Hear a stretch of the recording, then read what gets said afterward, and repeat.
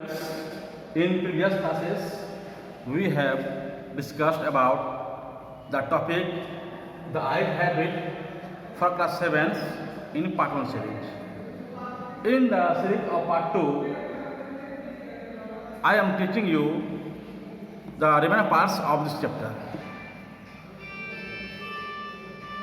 आगे है कि जब वह लड़की बताती है कि वह अपने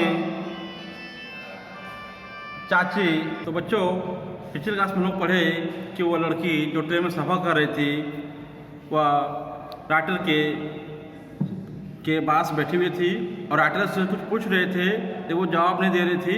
बाद में वो बताती है कि वह अपने चाची के पास सहारनपुर जा रही है। ठीक है, आगे देखिए। Where are you going she asked. फिर वो लड़की पूछती है उससे कि आप कहाँ जा रहे हैं, तो वो कहते हैं कि to Dehra and then to Mussoorie, कि वो देहरा जा रहे हैं फिर वहाँ से मसूरी जाएंगे। तो oh how lucky you are, I wish I was going to Mussoorie, I love the hills specially in October. वह कहती है कि वह मसूरी से बहुत पसंद है और चूँकि अक्टूबर महीना में वहाँ का वातावरण बहुत सुंदर होता है इसलिए उसे ये अच्छा लगता है। Yes this is the best time I said calling on my memory.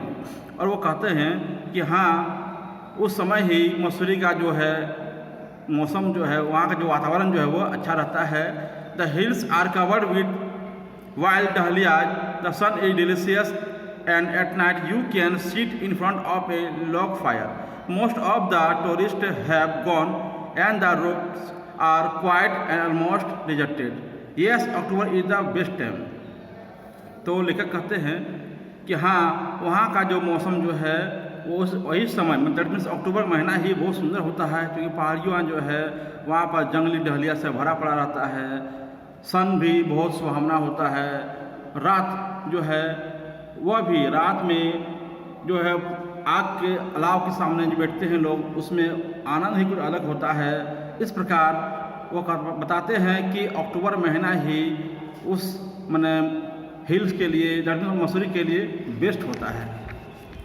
She was silent, I wondered if my words had touched her or whether she thought me romantic fool, then I made a mistake. वो लड़की चुपचाप रहती है, वो चुपचाप सुन रही थी। तो इस लेखक को लगा कि शायद उसने कुछ गलत कह दिया क्या, न कुछ बात कह दिया क्या, फिर वो चुपचाप हो जाता है। तो what is it like outside, I asked. She seemed to find nothing strange in the question. Had she noticed already that I could not see, but her next question removed my doubts. जब लेखक कहते हैं कि बाहर का नज़ारा देखिए कितना सुहावना है, कितना अच्छा दिखाई पड़ रहा है, तो इस बात पर वो लड़की ध्यान नहीं दी, कोई उसको प्रतिक्रिया नहीं हुई। बाद में जो उसने क्वेश्चन किया उससे राइटर जो है वह शंकित हो गया, शंका पड़ गया। तो why don't you look out of the window, she asked. उसने पूछा कि आप बाहर की ओर क्यों नहीं देखते हैं। तो उसको लगा कि आप क्या कहा जाए, क्योंकि राइटर जो है एक ब्लाइंड है। I moved easily along the berth and felt for the window ledge. उसे लगा कि वह अंधा है और वो उसको भाप ली है, क्या जान गई है क्या कि वो अंधा है, फिर भी उस पर कोई प्रतिक्रिया नहीं किया। The window was open and I faced it, making a pretense of studying the landscape. I hear the panting of the engine, the rumble of the wheels, and in my mind's eye I could see telegraph post flashing by. और दरवाजे खिड़की के सामने से ही वो सारा नज़ारा को बता रहा था वो, और लड़की भी उस पर ध्यान से सुन रही थी और दोनों जो है एक दूसरे के प्रति कमेंट्स कर रहे थे कि ये बोल रहे थे कि आप उधर क्यों नहीं देख रहे हैं, और ये राइटर जो था ये भी सोच रहा था कि आखिर ये क्यों नहीं कुछ प्रतिक्रिया कर रही है। आगे देखिए।